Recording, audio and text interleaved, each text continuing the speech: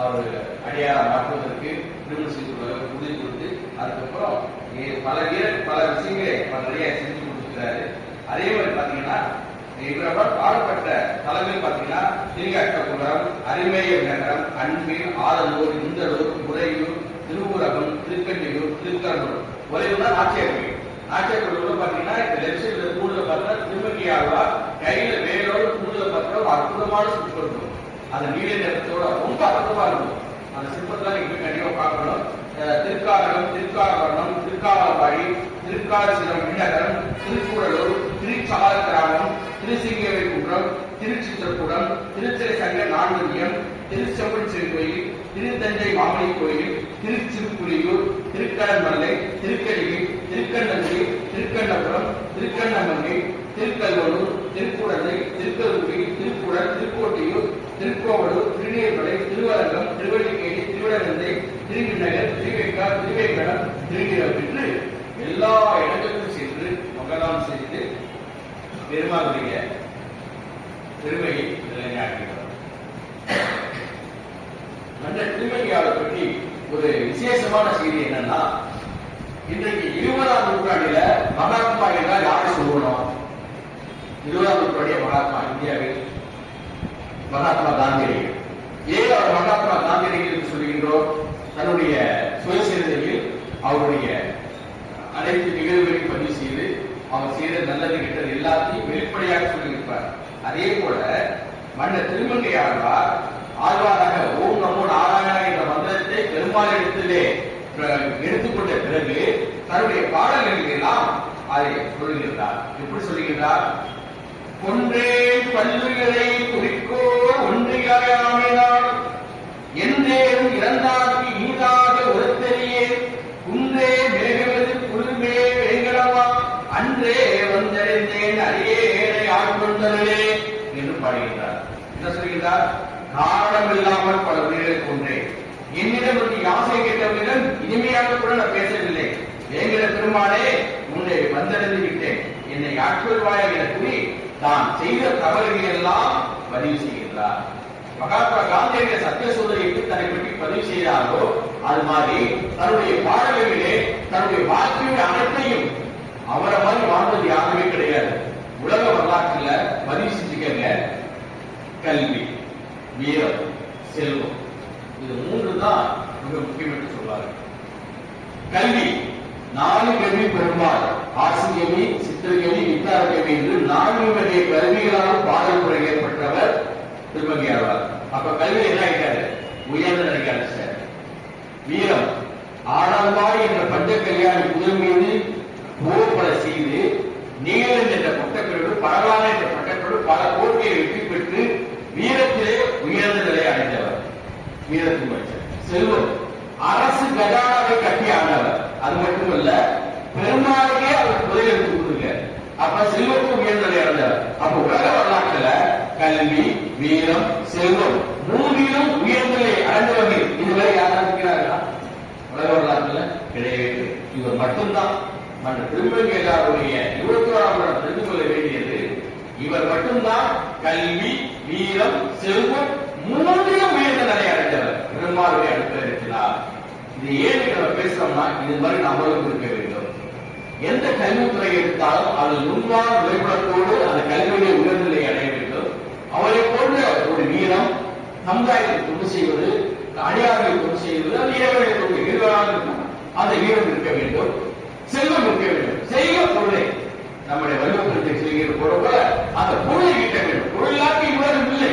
ஆகவே 3ஐயும் கட்டியாண்ட ஒரு மிகப்பெரிய ஆத்மா மன்ற திருமங்கியாழ்வார் 8ஆம் நூற்றாண்டிலே அந்த பாடலை அவர் சொல்கின்ற போது ஒன்றே கல்விகளை குறிக்கோ ஒன்றில்லாமையினார் என்றேனும் இருந்தார்க்கு ஈடாக ஒருத்தரியே குன்றே வேகவதில் துருமா வேங்கடவா அன்றே வந்தடைந்தேன் அடியே ஆட்கொண்டவில்லை என்ற பாடல் மூலமாக மன்னர் திருமங்கையாழ்வார் மகாத்மா காந்தியடிகளுக்கு இணையாக நான் பார்க்கிறேன். 8ஆம் நூற்றாண்டுடைய மகாத்மா என்றால் மன்னர் திருமங்கையாழ்வாரை தான் இருக்கிறேன். தெரிய பாலகனாய் பல தீமை செய்துவிட்டேன், பெரிய ஆழத்தை பிறக்கே உழைத்து ஏழையானேன். சின்ன வயசில் அறியாமல் பல தீமையை செய்துவிட்டேன், பெரியவனான செய்வேன் என்று ஒப்புக்கொள்ள யாருக்கு மனது? அப்படிப்பட்ட ஒரு பரந்த நாள பக்குவத்தை பெற்றவர் தான் திருமங்கையாருடைய மண்ணிலே வாழ்வீச்சு கவிதை வீச்சும் அவரை நம்மாழ்வாருக்கும் அருகிலே கொண்டு செல்கிறது. நிறைய சம்பாதித்தார், நிறைய அனுபவித்தார், நிறைவாக வாழ்ந்தார், காதலித்தார் முதல் பெண்களை. பின்னால் திருமாலை எல்லா வகை படைகளும் என்று அருமையான கவிதைகளாக படைத்தார். பல கவிதைகளை புலம்பெற்றுக் கொடுத்தார். அவருடைய பாடல்கள் மிகப்பெரிய கம்பீரம் இருக்கிறது.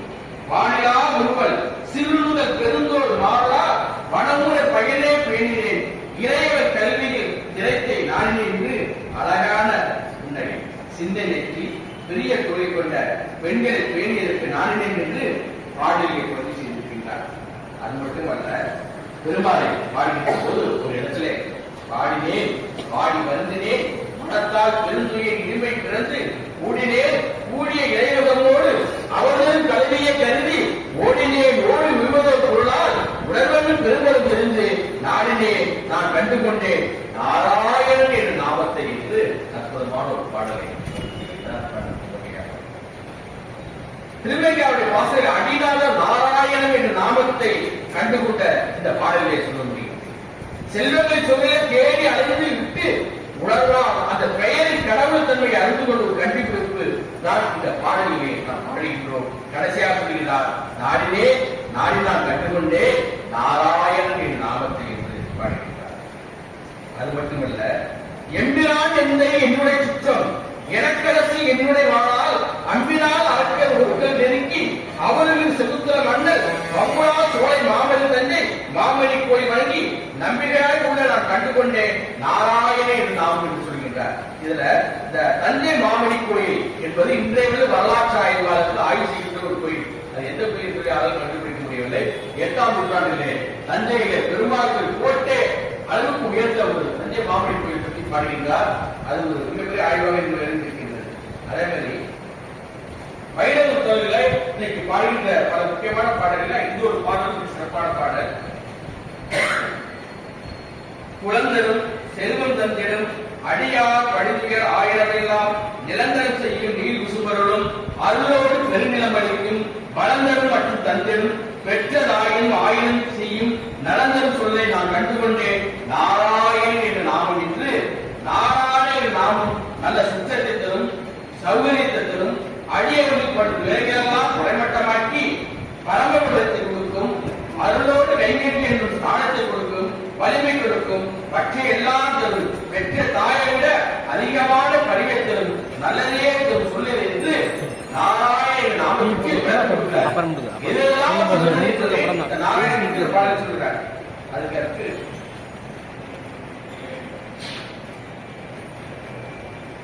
என்கிறான் எந்த என்னுடைய சுற்றம் எனக்கு அரசு என்னுடைய வாழா என்று எனக்கு நன்மை செய்தவன் என் தந்தை உறவினன் என் அரசை என்னுடைய வாழா எல்லாமே திருமால் தான் என்கிறார் என்று திருமாலை நம்மோடு ஐக்கியப்படுத்துகின்றார்.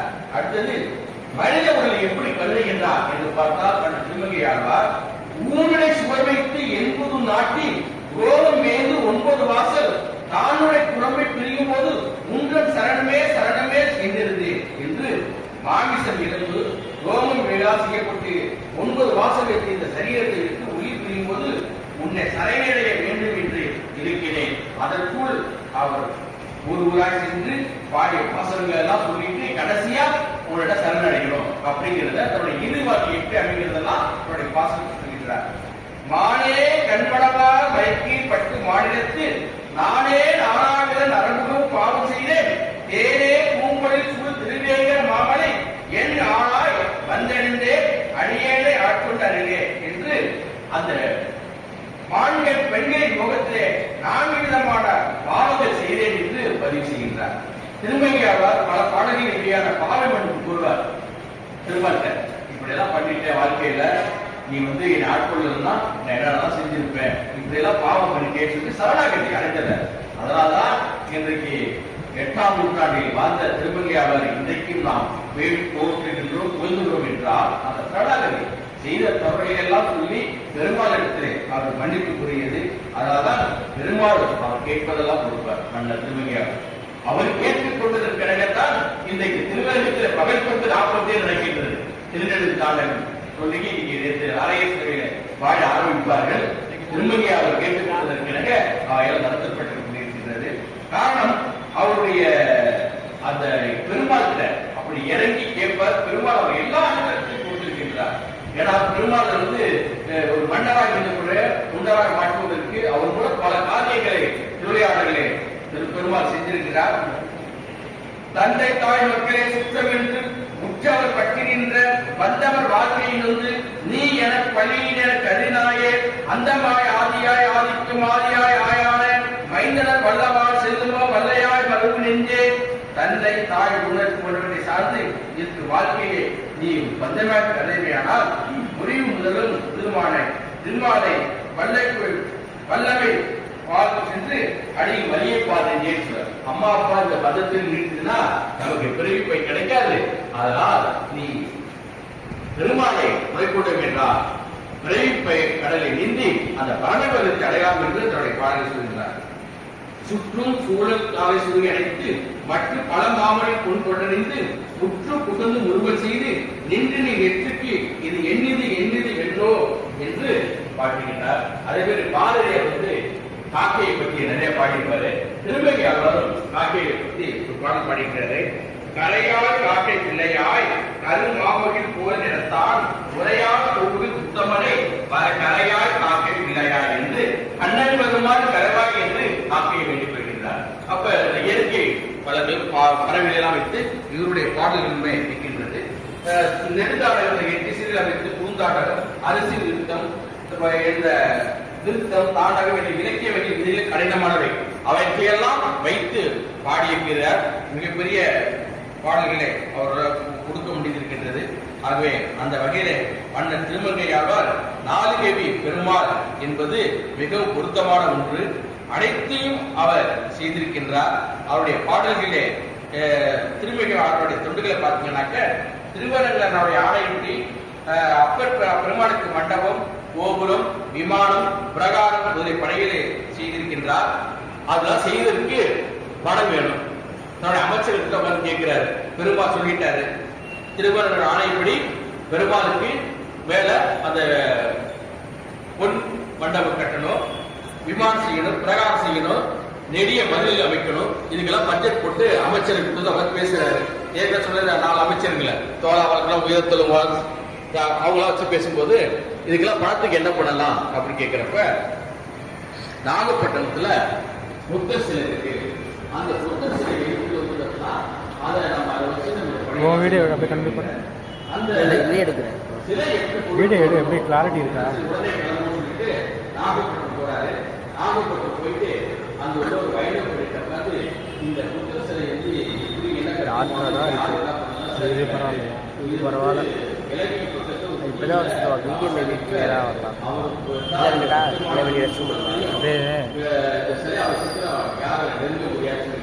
தெரியுமா எப்படி குறைச்சா? தெரியும். அப்படியே நேரம் அப்பாவுக்கு ஃபோக்கஸ் பண்ணிட்டே போயிலையா? எந்த பாவி புயலோ நாகப்பட்டினம் இருந்த புத்தர் சிலையை கொள்ளையடிச்சுட்டாங்களே, இந்த நாடு அழிய போகுது, கலியுகம், இப்படிதான் நடக்கலாமா, பாவம் அபச்சாரம் சொல்லிட்டு புலம்புறாரு. இந்த ஆசிரியர் உள்ளவரு யாரு எப்படி அந்த புத்தர் சிலை கொள்ளையடிக்க முடியும்? அதை கொள்ளையடிக்கவும் முடியாது. அங்க மிகப்பெரிய ஒரு இயந்திரம் சுத்திட்டு இருக்கும். அதனுடைய சங்கிலி அந்த அபிஷேகம் பண்ற நீர் தாரை இருக்கு இல்லையா, அந்த தாரையில போய் நான் வச்சிருப்பேன். அந்த இயந்திரத்தை யாராலுமே நிறுத்த முடியாது.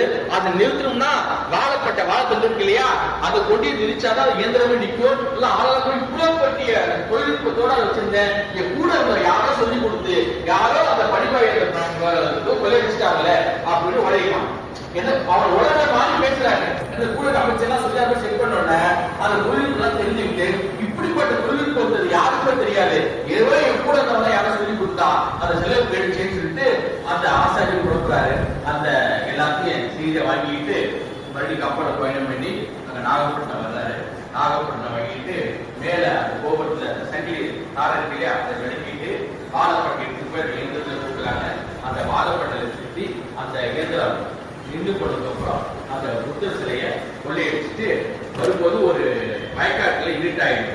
உடனே அந்த வயக்காட்டுல புடிச்சு வச்சுட்டு அங்கேயே உட்கார்ந்தாரு. விடிய காலத்துல பார்த்தோம்னா நிலத்துக்காரன் வரலாம். வந்து அவன் வந்து தெரிவிக்க போறான். உள்ள வந்துட்டானாக்கா நான் சிலைக்கு தெரிஞ்சு போயிடும். உடனே அவர் தர்க்கம் பண்றாரு, இது ஏனாலும் அப்படிங்கிறாரு. அவன் எவ்வளவு தர்க்கம் பண்றான், நீ நாளைக்கு நான் போய் பத்திரம் எடுத்து அதை ஃபுல்லா அவன் உட்காந்து பேசி அவனை அனுப்பிச்சுட்டு அவன் மறுநாள் பத்திரம் எடுத்து வரல. மறுபடியும் நைட்டு அந்த சிலையை எடுத்து நேரா உத்தமர் போய் வந்துடுறாரு. உத்தமர் வந்து தங்கி இருக்கிறாரு. உத்தமர் தங்கி வந்துட்டு இதுக்குள்ள சிலை யார் எடுத்துட்டு இருப்பா என்னன்னு தெரிஞ்சு போய் நாகப்பட்டினத்துல அவங்க வந்துட்டாங்க. வந்து திருவையாளர் வந்து தர்க்கம் பண்றாங்க. பஞ்சாயத்து இருக்கிறாரு. அவர் என்ன சொல்றாரு, அடுத்த மாசம் பங்குனி மாதம் வருகின்ற போது சுண்டு ஒரு குறையாம நான் சிலையை கொடுத்துறேன் அப்படி ஒரு எழுதி கொண்டு எடுத்துறாரு. அவங்களுக்கு போயிடுறாங்க. அந்த புத்திரவியாசெல்லாம் ஒதுக்கி அதுக்கப்புறம் தான் திருவங்கத்துடைய எல்லா பணிகளையும் அவர் செய்கிறார். அவரு ரொம்ப சாதனையமா இருக்கும். அப்புறம் ஒரு வருஷம் கழிச்சு அந்த நாகப்பட்டை வந்து கேட்கிறான், எங்க புத்தர் சிலையை தரிசிட்டீங்கன்னு. நான் தான் செஞ்சு கொடுத்துருக்கேன், குண்டுமேடி சுண்டு வரை குறையாம கொடுக்க சொல்லிட்டு அந்த புத்தர் சிலையை இருக்கிற சுண்டு வரை மட்டும் எடுத்து கொடுக்குறாரு. உடனே பஞ்சாயத்து தீர்ப்பு, நீ என்ன எழுதி கொடுத்துருக்காரு, அவரு சுண்டுவல் குறையாம சுண்டு கொடுத்தாரு அப்படின்னு அந்த தர்க்கத்தை முடிச்சு பஞ்சாயத்து தீர்ப்பாயிடுது. அவங்க சுண்டுவலுக்கு வேணாம் சொல்லிட்டு அதையும் திருமைக்காரத்தை கொடுத்துட்டு அந்த நாகப்பட்டினக்காரங்க போயிடுறாங்க. அப்படி சாதனையோட அவருடைய வாழ்க்கை நல்ல சுவையான சம்பவங்கள். அந்த கப்பல்ல வரும்போது கூட அந்த ஒரு பாக்கை வெட்டி கொடுத்து அந்த கப்பல்காரர்கிட்ட ஏமாத்தி அவன்கிட்ட இருக்க படத்தை எடுத்து வருவார். அப்படி ரொம்ப சாதனையமாக நடத்தக்கூடியவர். அப்புறம் இன்னொரு சம்பவம், திருவரங்கத்துல அந்த திருப்பணியா செஞ்சவங்க எல்லாம் கூலி கேட்கிறாங்க. எல்லாம் கூலி கொடுக்கணும், கையில பணம் இல்லை. கொள்ளத்துல வாங்க, அடுத்த கரையில வந்து புதைச்சு வச்சிருக்கேன் நகையெல்லாம் பொன் பொருள்லாம் வாங்கலாம் சொல்லிட்டு ஓட்டல கூட்டிட்டு போயிட்டு நடுவில் இன்னொரு ஓட்டலை கொடுத்து சொல்றாரு. இந்த ஓட்டை அந்த ஓட்டுக்கு திரும்ப தாக்கிட்டு அந்த ஓட்டலை திறந்து விட்டாரு. அந்த கூலி தொழிலை எல்லாருமே எடுத்து போயிட்டாங்க. பேட்டி மறுநாள் கடைக்கு வர்றாரு. அந்த தொழிலாளர்கள் அந்த கொத்தனார் எல்லாம் இருக்கீங்க, அவங்களுடைய வாரிசு எல்லாம் கடையிட்டு எங்களுடைய இன்னொரு கூலிப்படியே எங்க அவங்க எல்லாம் பொண்ணு கொள்ள கொடுத்த அவங்க எல்லாம் வாங்கி பங்கு பிடிச்சிட்டு அங்கே இருக்காங்க, நாளைக்கு வருவாங்க. அவங்களுக்கு டவுட் ஆயிடுச்சு, இல்ல ஆழ்வார் காலி பண்ணிட்டாரு அப்படின்னு சொல்லிட்டு மறைச்சிட்டு விட மாட்டோம்னு சொல்லிட்டாங்க. உடனே அவர் என்ன பண்றாரு, ஆழ்வார் நீ நேரா திருமாலுக்கு வாங்க அப்படின்னு ரெங்கநாதர் இருக்கிறார். ரெங்கநாதருக்கு பாசனம் போடும்போது ரெங்கநாதர் சொல்றாரு, எல்லாத்தையும் கொண்டு இருந்து அவங்களுடைய முன்னோரு பேரை அவங்க அப்பா பேரை யாருக்கு போனாலும் அவங்க பேரை சொல்லி கூப்பிட சொல்லுகிறாரு. உடனே கூப்பிடுறாங்க. அவங்க அசிரியராக சொல்றாங்க, நாங்க வந்து பெருமாளுக்கு துண்டு செய்து பெருமாளுடைய பரமபதத்தை அடைந்து விட்டோம். அந்த பரமபதத்தை கொடுத்தவர் மற்ற திருமங்கையாளர் அப்படின்னு நீங்க நேரம் அமைதியாக கடந்து செல்ல வேண்டும் என்று அசிரியராக சொல்றாங்க. இன்னைக்கு பாத்தீங்கன்னா இந்த கொடிமரத்தை பார்த்தீங்கன்னா இந்த ஊர்ல யாராவது அகால மரணம் அடைஞ்சாருன்னா அவங்க போய் கொடிமரத்தை விளக்கு போட்டோம்னா அவங்க ஆத்மாவை வந்து கட்டுப்படுத்தக்கூடிய ஒரு பவர் திருமங்கை மன்னர் ரெங்கநாதன் உண்டு. இன்னொரு கதை உண்டு. அதே மாதிரி சம்பவத்தை அங்கேயும் அப்படி இறந்து போனவங்களுக்காக அங்க அசிரியாக வந்து அந்த வாரிசுக்கு தான் சொல்லிட்டு நீங்க திருமங்கையாளர் ஒன்றும் செய்ய வேண்டாம், அவருடைய செய்யினால் தான் நாங்கள் இன்னைக்கு பெருமாளுடைய திருவடியானது அவருடைய நிலையில் நாங்கள் இருக்கிறோம், தெய்வமாயிட்டோம் அப்படின்னு சொல்றாங்க. அது அசிரியரை ஒழுங்க சொல்லிட்டு அது அவங்கள எல்லாரும் அனுப்பிடுறாங்க. இது மாதிரியா நிறைய சுமையான சம்பவங்கள்லாம் ஆழ்வாருடைய நிலையை நடந்திருக்கின்றது. அது மாதிரி திருமங்கை திருவரங்கத்துல அவ்வளோ பெரிய பணிகளை செய்வதற்கு நீண்ட நெடிய வழி சொல்லுகிறது. அங்க கொள்ளத்தை பார்த்தா திருமங்கை மன்னன் படிப்புரை என்று உண்டு. அங்க காரியம் செய்வதற்காக மக்களுக்காக செஞ்சிருக்காரு. நந்தவனம் கொடுத்தாரு. அது ஆழ்வாருடைய நந்தவனம்